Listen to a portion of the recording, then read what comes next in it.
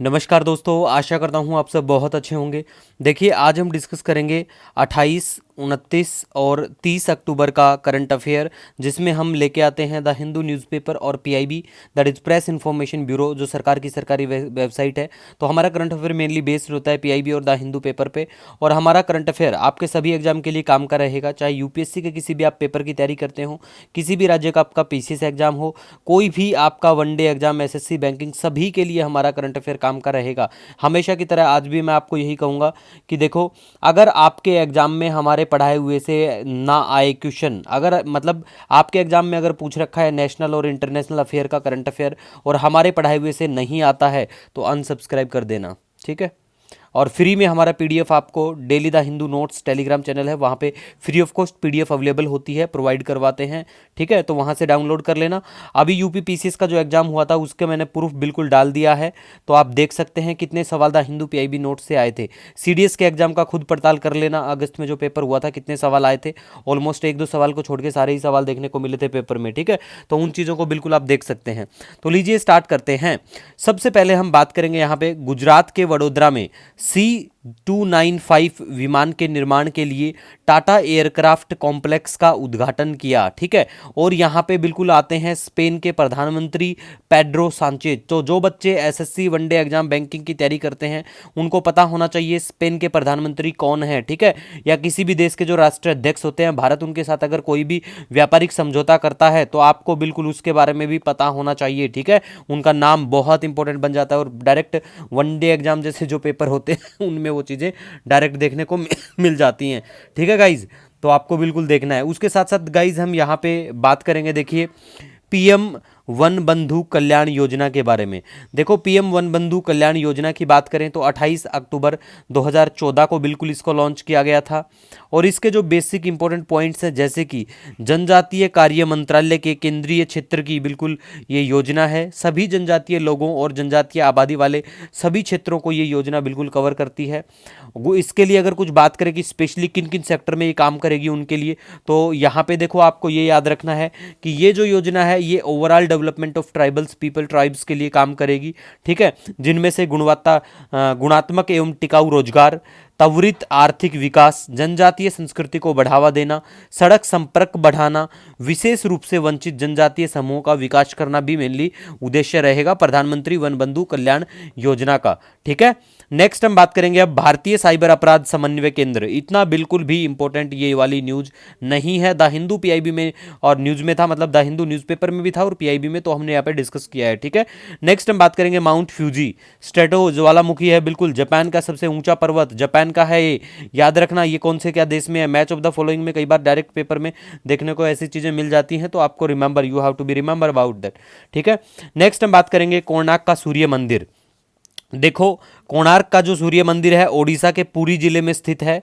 सूर्य देवालय भी इसे कहा जाता है। 1984 में यूनेस्को विश्व धरोहर स्थल का इसको दर्जा मिलता है। और ब्लैक पगोड़ा भी कहा जाता है इसे। खोडालाइट चट्टानों से बिल्कुल ये बना हुआ है। और कलिंगा जो स्टाइल है, वास्तुशैली है, आर्किटेक्चर है कलिंगा, उसमें ये मंदिर का निर्माण बिल्कुल किया गया है। तो आपको ये ध्यान रखना है, थोड़ा ज़्यादा रखने की जरूरत नहीं है। बेसिक इन्फॉर्मेशन थोड़ी थोड़ी अगर आपको पता रहेंगी, क्वेश्चन को कर ले जाओगे, ठीक है। नेक्स्ट हम बात करेंगे बारडोईबाम बिलमुख पक्षी अभ्यारण्य कहाँ पे पड़ता है, असम में। देखो, जिस राज्य में ये चीजें रहती हैं चर्चा का विषय बनती है, तो आपको बिल्कुल ध्यान रखना है। नेक्स्ट अब हम गाइज यहाँ पे बात करेंगे डिसलेक्सिया, ठीक है, या डायस्लेक्सिया, ठीक है। ये एक लर्निंग डिसऑर्डर है और कुछ भी नहीं है। द हिंदू में चर्चा में आया था तो हमने बात करी है।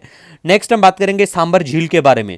देखो, ये रामसर स्थल 1990 में इसको घोषित किया गया था। खारे पानी की झील है, चारों तरफ से अरावली पहाड़ियों से घिरी हुई, राजस्थान के नागौर और जयपुर जिले में बिल्कुल स्थित है, ठीक है। तो ये आपको ध्यान रखना है। नेक्स्ट सोराई पेंटिंग्स के बारे में बात करें, हमारे प्राइम मिनिस्टर साहब रिसेंटली विजिट करते हैं रशिया की, और रशियन जो वहां पे पुतिन साहब हैं उनको बिल्कुल गिफ्ट में दी जाती है सोराई पेंटिंग। तो सोराई जो पेंटिंग है वो झारखंड की स्वदेशी भित्ति चित्रकला है बिल्कुल, और ये बिल्कुल बेस्ड है प्राकृतिक तत्वों पे, वनों पे, नदियों पे, जानवरों पर आधारित होती है, ठीक है। नेक्स्ट हम बात करेंगे DF-26 के बारे में। देखो, DF-26 के बारे में बात करें तो ये जो मिसाइल है ये चीनी मध्यम दूरी की बैलिस्टिक मिसाइल होती है। कहाँ की है, चीन की है, इतना याद रखो।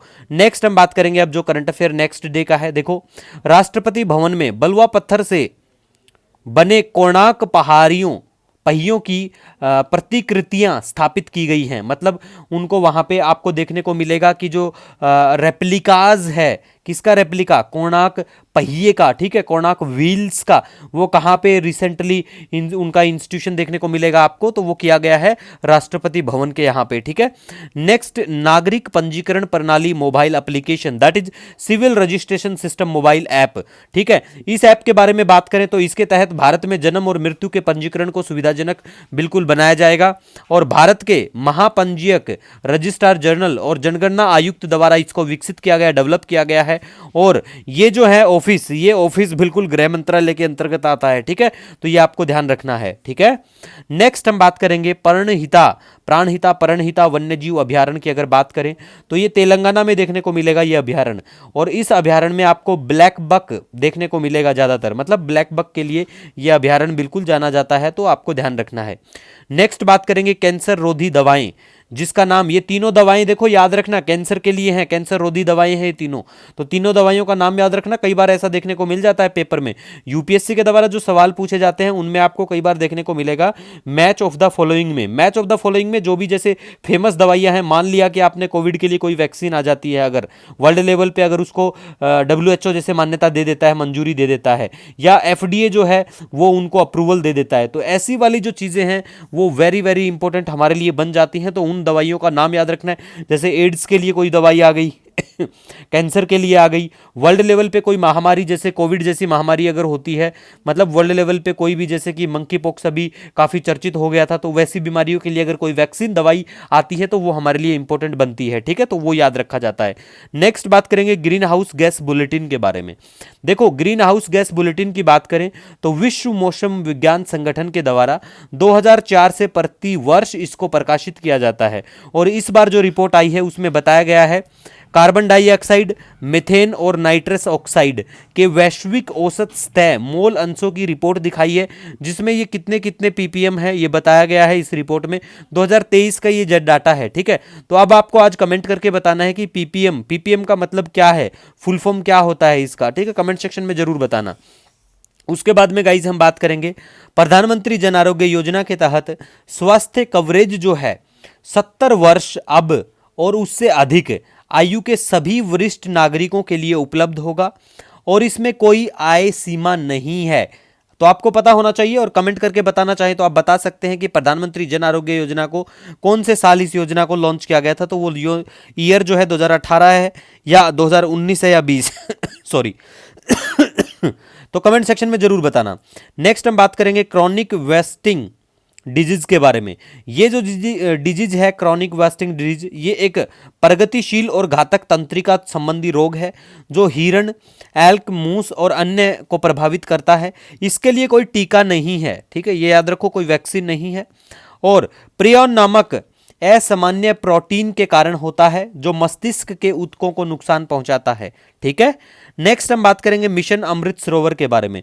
देखो चर्चा में आया, द हिंदू और PIB में दोनों में चर्चा में देखने को मिलेगा मिशन अमृत सरोवर, लेकिन आज की न्यूज कोई लेटेस्ट इसको लॉन्च नहीं किया है, पुरानी न्यूज है, ये 2022 में इसको लॉन्च किया गया था, और इसका मेनली मकसद है ग्रामीण क्षेत्रों में जल संकट को दूर करना, मेनली उद्देश्य है। और प्रत्येक अमृत सरोवर में लगभग 1 एकड़ का तालाब क्षेत्र होगा, और जल धारण क्षमता लगभग 10,000 घन मीटर होगी, ये याद रखो बिल्कुल 10,000 क्यूबिक, ठीक है, तो ये भी आपको ध्यान रखना है। उसके बाद में बांधवगढ़ टाइगर रिजर्व की बात करें तो ये मध्य प्रदेश में देखने को मिलेगा। जो बच्चे यूपीएससी की तैयारी करते हैं गूगल में लिख देना बांधवगढ़, ठीक है, और बांधवगढ़ को सर्च कर लेना। इसके लिए एक एक पॉइंट जो है पहले के वीडियो में डिस्कस कर लिया है मैंने, आज थोड़ा सा लंबा वीडियो है इसलिए मैंने यहाँ पे इसके बारे में ज्यादा कुछ नहीं बताया, वरना वीडियो ही हमारा अब 45 मिनट का हो जाए, 3 दिन का वीडियो तो काफी बड़ा फिर बच्चों को लगता है ना, इसीलिए मैं आपको यहाँ बता रहा हूँ, खुद से इस चीज को सर्च कर लेना। जो चीजें मैं यहाँ पे बोलता हूँ कि 100% खुद से देख लेना एक बार, वो चीज पेपर में आने की उसकी बहुत ज्यादा प्रायोरिटी है, वो पूछी जाती है, ठीक है।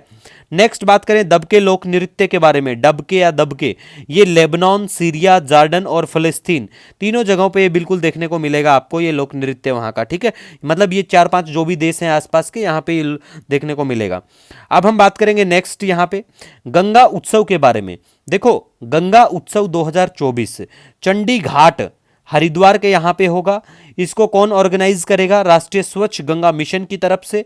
और गंगा के बारे में जानेंगे आप, बिल्कुल आपको पता भी होगा, एनसीईआरटी में जो हमारी गंगा रिवर है उसकी सहायक जितनी भी नदियां हैं, ट्रिब्यूटरियां हैं, उनके बारे में अच्छे से पढ़ लेना, ठीक है, क्योंकि भैया ये तो बहुत इंपॉर्टेंट है। अगर आपने रिवर सिस्टम पढ़ा है और उसमें से आपने गंगा नहीं पढ़ा, ब्रह्मपुत्रा नहीं पढ़ा, ठीक है, इंडस नहीं पढ़ा, तो आपने कुछ नहीं पढ़ा। ये हमारी मेजर रिवर समझ सकते हैं, भारत में बहुत बड़ा योगदान है इन रिवरों का, ठीक है, तो आपको ध्यान रखना है। और गंगा जो है भारत की राष्ट्रीय नदी है।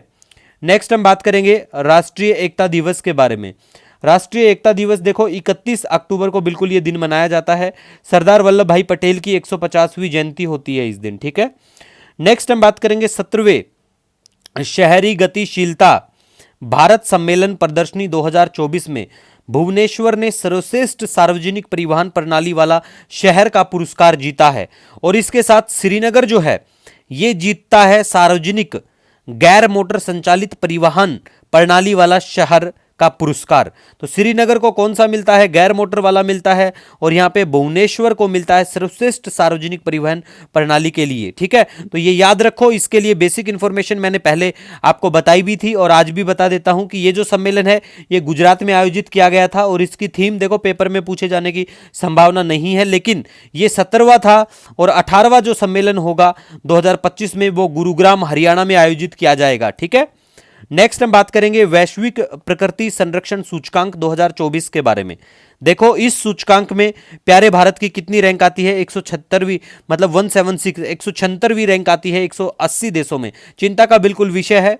कौन लेके आता है? ये जो ऑर्गेनाइजेशन या कोई यूनिवर्सिटी होती है, ये आपको थोड़ा सा ध्यान रखना, क्योंकि कई बार ऐसा होता है भारत की रैंक तो देखो वनडे एग्जाम में तो रैंक पूछ लेंगे कि भारत की कितनी रैंक आई है इस सूचकांक में, लेकिन कई बार जो पीसीएस के या यूपीएससी सिविल सर्विस एग्जामिनेशन में पूछे जाते हैं उनमें ऑर्गेनाइजेशन पूछ लेते हैं। लेकिन मेनली जो ऑर्गेनाइजेशन आपको पेपर में देखने को मिलेगी वो ऑर्गेनाइजेशन पूछते हैं जो सिंगल होती है या डबल होते हैं, ठीक है। ऐसे 3-3 4-4 अगर शामिल होते हैं तो वो पेपर में नहीं पूछते हैं, आमतौर पर ऐसा ही देखने को मिला है, ठीक है। नेक्स्ट अब हम बात करेंगे भारत एयरबस से 15 और C295 विमान खरीदेगा। भारत ऑलरेडी पहले ही 56 जो है इनका अनुबंध कर चुका है, करार कर चुका है, तो 15 और के लिए भारत बात कर रहा है। तो ये थोड़ा सा बस आपको पता होना चाहिए, ठीक है। उसके बाद में गाइज हम यहां पे बात करेंगे, देखिए देखो ये वाला जो सवाल था यहाँ पे कि ये जो था प्रकृति संरक्षण सूचकांक, इसका एक पॉइंट यहाँ पे आपको देखने को मिलेगा कि इसके 4 जो प्रमुख क्षेत्र हैं मैं मेंशन कर दूंगा यहाँ पे, जो पीडीएफ आपको मिलेगा। भूमि प्रबंधन शासन है, ठीक है, जैव विविधता खतरे और भविष्य के रुझान, ठीक है। मैं वैसे भी मेंशन कर दूंगा, दिखा दूंगा, इससे कंफ्यूज मत होना। ये वाले जो पॉइंट हैं, ये ऊपर वाला जो ये न्यूज़ थी इसके पॉइंट है, ठीक है, तो मैं मेंशन कर दूंगा, फ्री ऑफ मतलब टेंशन फ्री रहना, ठीक है। दूसरा हम बात करेंगे सऊदी अरब की नियोजित भविष्यवादी मेगा सिटी का नाम नियोम सिंदलाह द्वीप, ठीक है, ये होगा। मैप में लोकेशन आपको द्वीप की दिखा देंगे। पुथारी के बारे में बात करें, पुथारी स्थानीय फसल उत्सव है, तमिलनाडु में ये बिल्कुल सेलिब्रेट किया जाता है। अब आपको पिछले 3 दिन जो भी चर्चा का विषय बना था वो दिखा देता हूं। देखो सूडान दिखाते हैं। सबसे पहले सूडान मैप में लोकेशन आप देख सकते हैं, ये पड़ता है, ये जो समुद्र है इसे कहते हैं रेड सी, आप सभी को पता भी होगा रेड सी है, और ये सूडान पड़ता है। कंफ्यूज मत होना, नीचे साउथ सूडान भी है, ठीक है, कंफ्यूजन नहीं हो करना है। ऊपर मेडिटेरेनियन सी पड़ता है। नीचे हम बात करें यहाँ पे तो देखो ये सवाल मैंने आपको बताया था, इंग्लिश में लिखा है लेकिन इंग्लिश जैसा कुछ भी नहीं यहाँ देखने को मिलेगा। पट्टाचित्रा जो फोक पेंटिंग है वो कहां की है? देखो ये स्टेट आपको ध्यान रखना है, उड़ीसा की है। यहां पे हम बात करें स्नेक पेंटिंग के नाम से कौन सी पेंटिंग जानी जाती है? मंजूषा जो पेंटिंग है उसको स्नेक पेंटिंग के नाम से जानते हैं। लेकिन मेरा सवाल आप हिंदी माध्यम के जितने भी बच्चे हमसे जुड़े हैं उनके लिए है कि गुलर पेंटिंग कौन से राज्य की है? कमेंट करके बताना गुलर कहां की है और भशोली पेंटिंग कहां की है, ये दोनों बताओ। कांगड़ा तो आई थिंक सभी को पता ही होगा, तो ये दोनों पेंटिंग भी आपको पता होना चाहिए, ऐसे ही सवाल का फिर बढ़िया हल होता है।